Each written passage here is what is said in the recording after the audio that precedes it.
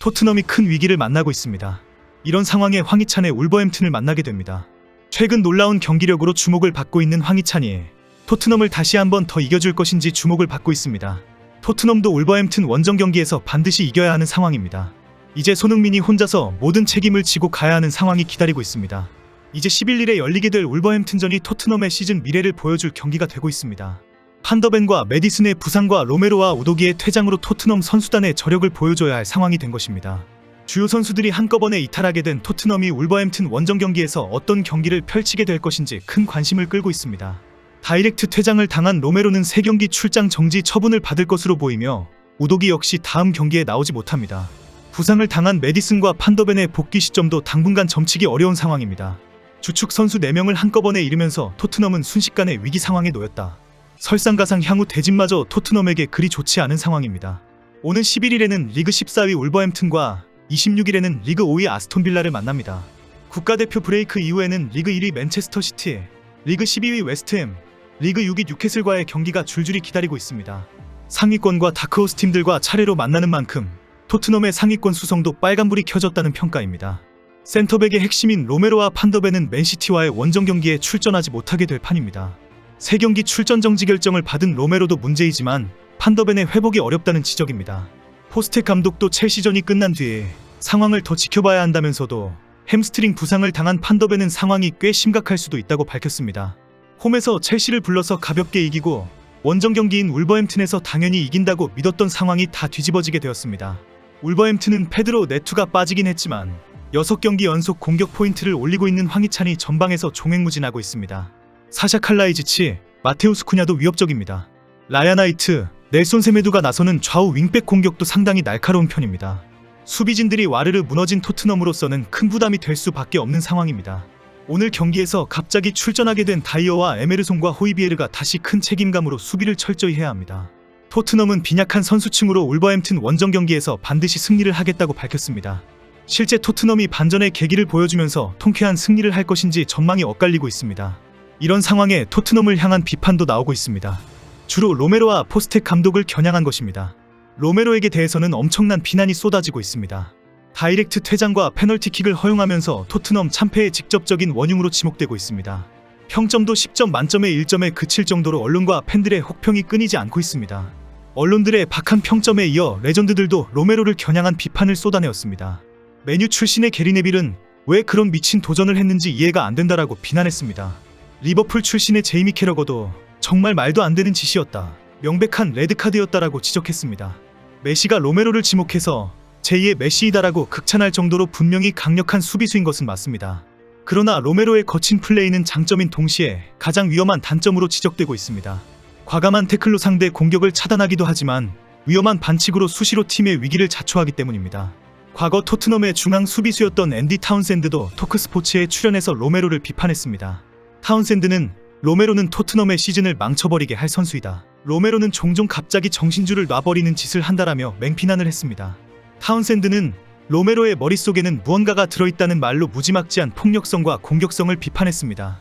로메로에 대한 비판과 함께 포스텍 감독의 전술을 비판하는 목소리가 있습니다. 토트넘이 무승부 경기를 할 수 있는 기회를 1대4 대패를 한 것은 포스텍 감독의 고집 때문이라는 지적입니다. 경기에서 중앙 수비수 로메로와 왼쪽 풀백 우도기가 퇴장당하고 중앙 수비수 판더벤과 미드필더 메디슨까지 부상으로 교체되었습니다. 그런데 포스텍 감독은 수비 라인을 내리지 않고 중앙선까지 올리는 공격적인 전술을 고수했습니다. 결국 이 라인 때문에 첼시에게 번번이 뒷공간을 내어주게 되었습니다. 중앙까지 올라와 있는 수비 뒤로 첼시 공격진이 뛰어 들어가면서 골키퍼와 1대1이 되는 상황이 계속 반복되었습니다. 9명의 토트넘이 계속 높은 라인으로 전방 압박을 고수하면서 공격적으로 나갔는데 후반 30분에 첼시 스털링의 패스에 이은 잭슨의 문전 왼발 슛에 1대2 역전을 허용했습니다. 그런데도 포스텍 감독은 경기 종료까지 수비 라인을 내려서 전면적인 수비로 돌아서지 않았습니다. 후반 추가 시간 4분과 7분에도 똑같은 상황이 전개되었습니다. 수비 뒷공간을 파고든 잭슨의 연속골로 해트트릭까지 허용하게 되었습니다. 이런 3골차 대패에도 불구하고 포스텍 감독은 선수들이 자랑스럽다라고 잘했다고 평가했습니다. 경기 후 포스텍 감독은 경기의 많은 부분이 통제 불능에 빠져버렸다, 경기 분석 자체가 거의 불가능할 정도이다라며 말했습니다. 그럼에도 포스텍은 선수들을 칭찬하고 싶다, 몇 번이나 동점골을 넣을 뻔하면서 놀라운 정신력을 보여주었다, 수적 열세에도 불구하고 공격 라인을 올린 것은 우리가 누구인지를 제대로 보여준 것이다. 심판의 페널티킥과 퇴장 결정은 받아들인다라고 말했습니다. 그러나 BBC 등 영국 언론은 토트넘에게 산더미 같은 위기가 갑자기 닥쳐왔다라며 이런 위기를 포스텍 감독이 자초했다라고 비판하기도 합니다. 그동안 잘 나가던 토트넘의 가장 위험한 상황에 시즌 첫 위기가 왔습니다. 이제는 최전방 스트라이커 손흥민이 모든 짐을 지고 이 상황을 타개해야 합니다. 그러나 손흥민에게 좋은 패스를 해주던 메디슨까지 빠지면서 손흥민의 어깨가 무거워졌습니다. 다행히 지난 경기에서 브레넌 존슨이 출전하면서 메디슨보다 더 매섭고 빠른 패스를 보여주었습니다. 오늘 첼시전에서도 로메로의 퇴장으로 급히 다이어가 출전하면서 어쩔 수 없이 교체되기는 했지만 짧은 시간에 강력한 모습을 보여주었습니다. 메디슨이 몇 번의 패스미스와 독단적인 플레이로 기회를 살리지 못한 것과 비교하면 상당히 날카로운 패스를 선보였습니다. 손흥민 메디슨 듀오보다 손흥민 존슨 듀오가 더 낫다라는 평가가 있을 정도였습니다. 리그에서 가장 위력적인 폼으로 최전방을 휘젓고 다니는 손흥민에게 큰 힘이 될 것으로 인정받고 있습니다. 갑자기 투입된 다이어도 멋진 선방을 몇 개 보여주면서 깜짝 활약을 펼쳤습니다. 로메로의 결장 기간 동안 그라운드를 지킬 것으로 예상됩니다. 그러나 다이어는 이미 걸음이 느린 것으로 확인이 되어서 오늘 첼시전에서도 뒷마당을 다 내어주는 모습을 보여주었습니다. 결국 다이어는 페널티박스 근처에서 머무는 최후방 수비에만 치중해야 한다는 것이 확인되었습니다. 이미 여러 축구 매체에서는 다이어와 호이비에르의 출전을 예상하고 있습니다. 홀로 큰 짐을 지고 갈 손흥민에게 모두 힘이 되어주어야 할 판입니다. 이미 많이 지쳐있을 손흥민입니다. 경기 후에는 포체티노의 위로도 받았습니다. 경기가 끝난 후 손흥민과 포체티노는 뜨거운 포옹을 나눴습니다. 포체티노는 경기 전 기자회견에서 손흥민을 막아야 한다. 나는 손흥민에게 좋은 밤이 되지 않도록 노력할 것이다. 우리 팀의 센터백에게 손흥민을 강력하게 막도록 지시할 것이다 라고 밝혔습니다. 결과적으로 손흥민에게 좋지 않은 밤이 되었고 포체티노는 옛 제자를 위로했습니다. 현재 토트넘의 팬들은 절박합니다. 토트넘은 프리미어리그를 대표하는 강호이지만 우승과 인연이 없는 클럽으로 잘 알려져 있습니다.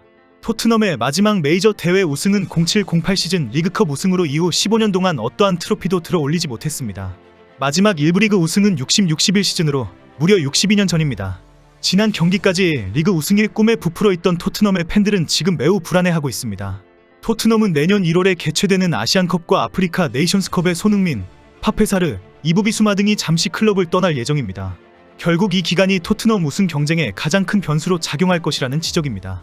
특히 대한민국이 만약 2024년 1월 12일부터 시작하는 아시안컵에서 결승전까지 간다면 토트넘은 리그 4경기를 손흥민 없이 치러야 합니다. 지난 경기까지 리그 우승의 꿈에 부풀어 있다가 첼시전에서 너무나 많은 것들이 무너졌습니다. 이제 오로지 손흥민 혼자 남은 것처럼 느끼고 있습니다. 그리고 이제 손흥민이 스스로 감당해야 합니다. 어깨가 많이 무거운 손흥민을 누가 위로해줘야 합니다.